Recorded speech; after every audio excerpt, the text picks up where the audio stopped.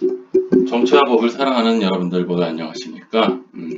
오늘은 근대 민법의 원칙이 어떻게 수정, 보완되었는지를 알아보는 강좌를 시작하도록 하겠습니다. 강의를 시작하기에 앞서서 지난 시간에 배웠었던 것들 잠깐 다시 한번 복습해 보기로 하겠습니다. 지난 시간에 나왔었던 얘기 중에 이제 이런 게 있었죠. 민법의 의미. 물론 이제 민법의 의미를 좀 다르게 생각해서 할 수도 있겠지만 굳이 이제 형태로 나눠보면 형식적 의미와 실질적 의미로도 볼 수가 있다라고 얘기를 했었습니다. 이 형식적 의미라고 하는 것은 말 그대로 법의 이름이 그냥 민법 이렇게 되어 있다라고 해서 선생님이 자료 화면을 좀 보여줬었고요. 실질적 의미는 실제적으로 법의 이름이 민법은 아니지만 그 규율하고 있는 내용이 개인의 사적인 생활에서의 법률 관계를 규정하는 내용을 담고 있는 경우, 그럴 경우가 실질적 의미의 민법이라고 얘기를 했었습니다. 예를 들어서 주택임대차보호법 이런 경우에는 민법이라고 하는 이름이 전혀 없죠. 어딜 봐도 없습니다.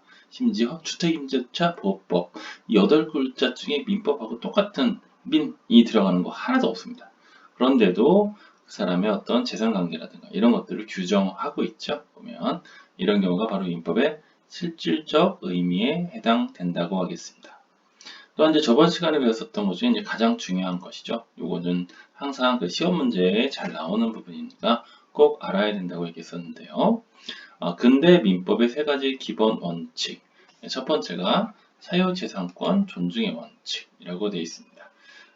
그런데 이제 사유재산권 존중 원칙 이렇게만 외우지 말고 요거 말고 똑같은 말로 이제 소유권 절대 원칙 이 부분을 얘기했었습니다. 소유권 절대 원칙 중요한 얘기니까 항상 좀 잘 염두에 두고 있길 바랍니다. 두 번째 이제 사적 자치의 원칙이라고 되어 있는 것인데 사적 자치 원칙은 다른 말로 계약 자의 원칙으로 얘기를 된다라고 했었고요. 마지막 과실 책임의 원칙 이 경우에는 자기 책임의 원칙이다라고 얘기를 했습니다. 지난 시간에 했었던 것 중에 이제 고의와 과실 이 두 가지 부분이 좀 다르다고 얘기를 했었죠. 물론 형법에서는 고의냐 과실이냐 이걸 따지는 게 굉장히 중요하긴 합니다. 왜냐하면 같은 범죄를 저질렀어도 이게 고의로 했었느냐 아니면 과실로 했었느냐 이거에 따라 형량의 차이가 좀 많이 나는데 민법에서는 사실 고의냐 과실이냐 이렇게 구분하는 게 사실은 큰 의미는 없는 것 같습니다. 어차피 보통 이제 고의 과실 여부 따질 때 재산관계에서 많이 따지는데 고의가 됐건 과실이 됐건 다른 사람에게 피해를 입혔다면 그에 대해 손해배상을 하는 게 원칙이죠. 참고로 이제 고의라고 하는 것은 자신의 행위에 따른 결과를 인식하면서도 이를 행하는 심리 상태 이것을 말한다라고 얘기했었고요. 과실이라고 하는 것은 자신의 행위에 따른 결과를 예견할 수 있었으면서도 부주의로 말미암아 인식하지 못한 심리 상태 이것을 말한다라고 얘기했었습니다. 본격적으로 오늘 강의 시작하기 앞서서 이 얘기를 잠깐 다시 한번 해보도록 하겠습니다. 여러분 이제 1학년 때 통합사회라고 하는 과목을 배우죠. 거기 이제 5단원을 보면 이제 경제에 관련된 내용이 나오는데 거기에 첫 번째 내용이 바로 자본주의 역사적 발전 과정 이 부분을 배웠을 겁니다. 시간이 좀 돼서 잊어버렸을 수도 있어서 다시 한번 얘기를 해보는데요. 이 자본주의 역사적 발전 과정이라고 하는 것을 잘 살펴보면 자본주의의 태동기에 해당되는 상업 자본주의 시대 이때를 거쳐서 실질적인 이제 자본주의라고 할 수 있었던 산업 자본주의 시대가 됩니다. 이때 산업혁명이 일어나서 공장제 자본주의가 탄생하고 대량 생산 같은 게 가능해졌었던 그런 시대가 됐죠. 이 산업 자본주의 시대 때는 사실은 자유방임주의라고 하는 그런 이념에 따라서 개인이 하고 있는 것들에 대해서 국가라든가 이런 것들이 간섭을 하지 못하게 하는 것이 그 시대의 대표적인 일종의 이념이었다라고 볼 수가 있습니다. 이 시대를 거쳐서 이제 독점 자본주의 시대가 나타납니다. 독점 자본주의 쉽게 말해 자본주의가 이제 좀 계속 진행되면서 일종의 굉장히 시장적에 대한 지배력이 강한 독점이나 과정기업들이 나타나는 그런 단계들이죠. 근데 이제 이때도 기본적으로 자유방임주의가 나오는 부분이 맞고요. 다만 이제 자본주의가 심화되기 시작하면서 이에 대한 반작용으로 이제 사회주의라고 하는 것이 확산되기 시작하는 시기이기도 합니다. 그 다음에 이제 그 시기를 거쳐서 이제 수정 자본주의 시대로 돌아서게 되는데요. 이 수정 자본주의 시대는 사실 우리가 이제 얘기했었던 게 경제 대공황이라고 하는 것을 거쳐서 그 다음에 경제 활동에서 국가라든가 이런 쪽에 국가의 그 개입 이런 것들을 허용하는 그런 형태의 자본주의였었습니다. 그리고 뭐 지금 뭐 신자유주의 시대를 거쳐서 이제 또 새로운 자본주의 형태로 좀 나아가지 않을까 이렇게 생각을 하고 있는데요. 사실 오늘 강의에서는 바로 이 독점 자본주의에 관련된 부분의 내용이 오늘 강의에 연결이 되어 있습니다. 근대 민법의 기본 원칙이 수정이 되었다라고 하는 것인데요. 결론적으로는 그 배경을 살펴보면 이런 것들이 있습니다. 일단 민법의 기본 원리 자체는 이제 자유롭고 평등한 개인을 전제로 성립을 하게 되는데, 그런데 개인들의 경제 활동을 굉장히 보장해주는 그런 것까지는 좋은데, 자본주의가 많이 발전하게 됨에 따라서 여러 가지 문제들이 생겨나기 시작합니다. 예를 들어서 이제 빈부격차가 심화된다든가 환경오염 문제, 독과점 기업의 폐해 이런 것들이 많이 나게 되죠. 빈부격차의 심화, 자본주의가 갖고 있었던 그런 좋은 점들도 많겠지만 좀 단점이랄까 나쁜 점 같은 경우에는 부자인 사람은 더 부자가 되고 가난한 사람은 더 가난해지는 이 빈부격차의 심한 문제가 나타나게 됩니다. 이 격차가 심하다고 하는 것은 사실 두 계층 사이에 협상력의 차이가 많이 생긴다는 것이기도 하지요.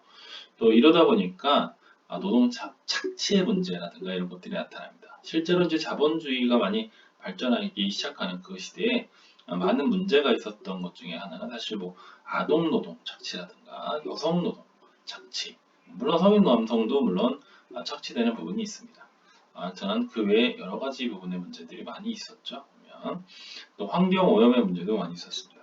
뭐 지금에서야 뭐 환경 오염에 관련된 여러 가지 규제가 있긴 하지만 예전 같은 경우에는 개인의 경제 활동 하는데 국가가 간섭하는 것이 옳지 않다라고 하는 그런 입장이었었고, 또 물건 같은 거 생산하려면 공장에서 어쩔 수 없이 대기 오염이라든가 혹은 뭐 폐수를 막 버린다든가 토양 같은 게 오염된다든가 이런 문제들이 있었었는데 그런 문제들에 대해서 규제할 수 있는 부분이 거의 없었다고 보면 됩니다. 독과점 기업의 폐해 역시 마찬가지인데요. 역사적으로 사실 가장 부자였었던 사람 중에 하나가 이제 미국의 석유 재벌을 쓰는 록펠러라고 하는 사람입니다. 이 사람이 이제 스탠다드 오일이라고 하는 회사를 운영하고 있었는데, 그 스탠다드 오일은 미국의 석유 생산 유통 부분의 거의 한 80%, 90%이 정도를 차지하고 있었다고 해요. 당연히 이제 석유라고 하는 것은 굉장히 중요한 자원인데 이것을 한 기업이 거의 쥐락펴락 하는 그런 상태가 되니까 뭐 가격도 마음대로 올릴 수도 있고, 또 자기 말 안 들으면 뭐 석유 공급 안 해버릴 수도 있고, 이런 여러 가지 폐해가 나타나기 시작했다. 이런 것들을 어떻게 해결해야 되겠다라고 하는 그런 문제의식이 생겨나는 그런 때이기도 하고요. 그런데 근대 민법 자체에, 그 근대 민법의 기본 원칙 자체에 문제점도 좀 있습니다. 이건 뭐냐면 사회 경제적으로 강자가 약자를 지배하거나 혹은 자신의 책임을 회피하기 위한 수단, 이런 것으로 악용될 소지가 많았다라고 하는 것을 근대 민법의 기본 원칙이 수정되게 된 배경으로 살펴봅니다. 근대 민법의 수정 원칙은 이렇습니다. 첫 번째는 소유권 공공복리 원칙입니다. 소유권을 공공 개념을 적용한다라고 하는 부분이 있고요. 이 얘기는 개인의 소유권 행사가 공공의 이익을 침해한다면 때에 따라서 제한 가능하다라고 하는 내용입니다. 이 부분에 대해서 자주 나오는 사례 중에 하나가 이 얘기가 있습니다. 예를 들어서 어떤 마을이 있는데 이 마을을 지나가기 위해서는 반드시 이 길이나 어떤 통로를 지나가야 된다고 생각을 해봅시다. 그런데 과거에서는 굉장히 오랫동안 사람들이 무료로 이 도로를 무료로 이용했었던 그런 상황이 되었다고 합니다.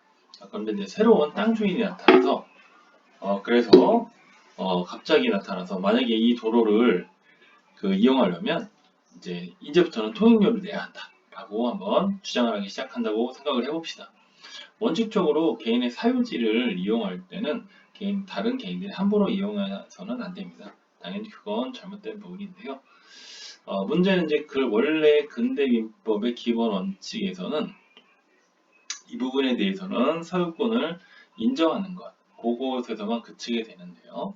그런데 이제 소유권 공공보림 원칙에 따르면 예를 들어서 이것이 아무리 사유지라고는 하지만 오랫동안 사람들이 무료로 이용해왔고 또 이것을 갑자기 사용하지 못하게 통행료를 내라고 제한하게 된다면 그렇게 되면 공공복리를 침해할 수 있는 부분이 있기 때문에 이 부분을 제한할 수 있다라고 하는 식으로 원칙이 좀 수정될 수가 있습니다. 그러나 무조건 다 하는 것이 아니고요. 이런 개인의 소유권 행사가 공공의 이익을 침해했을 때의 경우에 따라서 때에 따라서 제한 가능하다라고 하는 의미를 갖고 있습니다.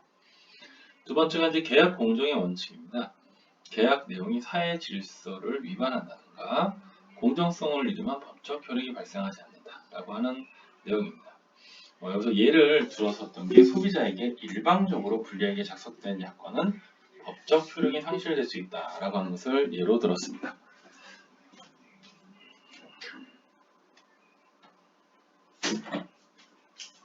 근데 물론 이제 그 계약 내용 자체가 사회 질서를 위반하는 내용이다라고 하는 것을 조금 다르게 해석을 해보는 것도 많이 있습니다. 예를 들어서 이런 경우도 있죠. 돈이 좀 필요합니다. 좀 무시무시한 예인데요. 신체 부분에서 뭐 장기를 판다. 이런 경우가 있을 수가 있습니다. 보면 물론 이런 예는 형법에 따라서 문제가 되는 것이기 때문에 민법에서 따질 것은 아니지만 굳이 민법적인 부분에서 따진다고 하더라도 이 계약 내용 자체가 사회 질서를 위반할 수 있는 그런 소지가 있기 때문에 법적 효력이 민법에서도 발생하지 않고 또한 방금 선생님이 들었었던 내용은 형법에서는 바로 범죄에 해당됩니다. 그렇기 때문에 이 부분은 좀 한번 조금 근데 민법의 수정 원칙하고 약간 좀 다르긴 하고요. 근데 이제 여기 약관에 관련된 내용을 잠깐 들었었는데 이제 나이가 들면 여러분들도 이제 보험이라든가 이런 걸 들어야 될 때가 있죠. 보면 근데 과거에 우리나라 같은 경우에 보험회사들이 조금 안 좋은 악평을 얻었었던 적이 있습니다. 지금도 약간 좀 그런 소지가 있을 수 있는데요. 일반적인 경우에 보통 평범한 개인들이 보험회사에서 보내준 약관 이런 것들이 어떻게 적용이 되는지를 알기가 굉장히 어렵습니다. 그런데 이제 어쨌건 보험을 들어야 됐으니까 보험을 드는데 나중에 보험금 지급할 때 약관에 좀 불리한 내용들이 있을 수 있는데 그리고 그걸 빌미로 보험회사에서 보험금 지급을 하지 않는 경우가 많았다고 합니다. 이런 경우 개인들이 좀 정보력도 부재하고 잘 이해도 못하고 심지어 선생님은 물론 선생님은 법대를 졸업한 건 아니지만 그래도 법을 조금이라도 가르쳐 주다 보니까 어느 정도 그래도 상식적인 부분이 좀 많다고 할 수 있는데 그런 저도 사실 보험회사 약관을 보면 굉장히 이해하기 어려운 부분이 많습니다. 하물며 일반적인 사람의 경우에는 더 어렵겠죠. 그런 경우에 좀 불리한 약관에 의해서 좀 피해를 볼 수 있는데 그렇게 소비자에게 일방적으로 불리하게 작성된 경우에는 법적 효력이 상실될 수도 있다라고 볼 수 있습니다. 맨 마지막이 무과실 책임의 원칙입니다. 사실은 이 부분이 조금 이해하기가 어려운 부분이기도 합니다. 타인의 손해에 대해 직접적인 고의 과실이 없는 경우입니다. 그러니까 쉽게 말해 내가 잘못한 게 없어요. 고의가 됐건 과실 없는 경우에도. 그럴 경우에도 일종의 요건에 따라 법적 책임을 질 수 있다라고 하는 부분입니다. 이 부분에서 이제 가장 대표적인 것은 환경오염이나 제조물의 결함 이런 부분인데 사실 제조물의 결함에 관련된 내용이 시험 문제 출제가 잘 될 수가 있습니다. 제조물의 결함이라고 하는 것을 한번 예를 한번 들어보도록 하겠습니다. 여러분들 사용하는 것도 예를 들어서 고가의 제품 노트북이 하나 있다고 생각해 볼게요. 여러분들이 가지고 주로 사용하는 것 중에 가장 대표적인 예로 비싼 게 노트북이 아닐까라고 생각을 합니다. 어느 날 열심히 노트북에 작업을 하다가 갑자기 노트북이 폭발해 버립니다.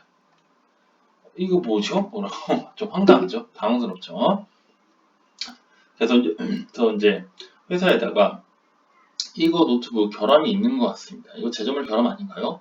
배터리 자체가 문제가 있는 거 아니에요? 따지기 시작하죠. 근데 과거에 과실 책임의 원칙에 하에 있었을 때는 만약에 그래요? 그러면 우리 노트북의 제조물에 결함이 있는지 없는지 당신이 한번 찾아보세요. 라고 해서 당신이 찾아서 결함이 있으면 제가 잘못한 것이죠. 라고 할 수가 있겠죠.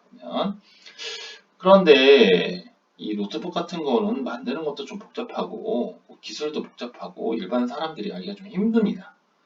그러니까 좀 일반적인 개인이 그걸 따지고 들기가 좀 어렵죠.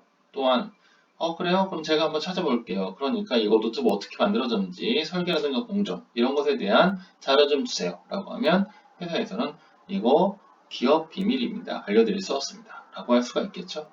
그래서 이런 경우에는 소비자들이 좀 이걸 따지기가 어려우니까 이런 경우에는 제조물의 결함 같은 경우에 소비자가 정상적으로 제품을 사용했다라는 것 정도만 증명을 하게 되면 기업에서는 내가 직접적인 고의나 과실, 안전 기준을 지키지 않았다든가 이런 것들이 이제 과실이 있는 경우죠. 법적인 요건에 따라서 다 잘 만들었다고 치더라도 제조물 자체는 결함이 있을 수가 있는 거니까 그 경우에는 일정한 요건에 따라 법적 책임을 진다라고 하는 것이 무과실 책임의 원칙입니다. 근데 이제 요 관련된 내용 자체도 다 알아야 되겠지만 과연 이 소유권 공공 복리 원칙이나 계약 공제 원칙, 무과실 책임 원칙이 원래 근대 민법의 기본 원칙에 어떤 부분과 연결되었느냐 이 부분을 같이 알아둬야 됩니다. 사실 이게 더 중요합니다. 그래서 소유권 공공 복리 원칙은 소유권 절대 원칙에서 수정이 된 것이고요. 계약 공제 원칙은 계약 자유의 원칙에서 그 다음에 무과실 책임 원칙은 과실 책임의 원칙에서 각각 수정이 되었다라고 볼 수가 있습니다. 이 부분을 같이 잘 알아야 됩니다. 이렇게 연결이 되는구나 라고 하는 거, 그 부분이 더 중요합니다. 자, 이제 내용 정리를 잠깐 해보겠습니다.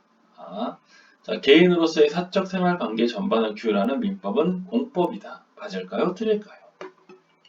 틀린다. 민법은 사법의 대표적인 법이라고 얘기했죠. 그러면 자신의 행위의 결과를 인식하면서도 행하는 심리 상태는 과실이다. 맞을까요? 틀릴까요? 네, 고의입니다. 고의. 자, 개인의 자율적인 판단에 기초하여 법률 관계를 형성해 나갈 수 있다라고 하는 원칙은 계약 자의 원칙이다라고 하는 부분 맞는 얘기고요. 사실 이제 맨 마지막 부분인데 이게 좀 중요합니다. 근대 민법의 기본 원칙은 현대 사회에서 더 이상 유효하지 않다. 이 부분은 맞을까요? 틀릴까요? 틀립니다. 기본적으로 근대 민법의 기본 원칙은 현재 사회에서도 유효합니다. 유효한데 어떤 경우에 따라서는 이제 수정된 기본 원칙을 적용할 수 있다. 이렇게 생각하는 게 맞습니다. 만약에 근대 민법의 기본 원칙이 더 이상 유효하지 않다. 예를 들어서 기본 원칙 중에 가장 먼저 나왔었던 게 뭐죠? 소유권 절대 원칙이죠. 근데 소유권 절대 원칙이 더 이상 유효하지 않다라고 하는 건 개인의 소유권, 사유재산 이런 것들을 인정하지 않는다는 말하고도 같습니다. 그런데 현재 우리 삶은 그렇지가 않죠. 그러면 계약 자유 원칙, 개인의 자율적인 의사, 판단에 기초해서 계약하는 게 기본적인 원칙이죠. 그러면 그런 것도 전부 다 같이 유효한데 문제가 있는 경우에 일단 근대 민법의 기본 원칙이 수정된 것들을 보완해서 적용할 수 있다. 라고 하는 것이 바로 오늘 강의의 내용입니다. 이 맨 마지막 내용은 잘 꼭 기억해 두고 있어야 되겠습니다. 오늘 강의 마치도록 하겠습니다. 감사합니다.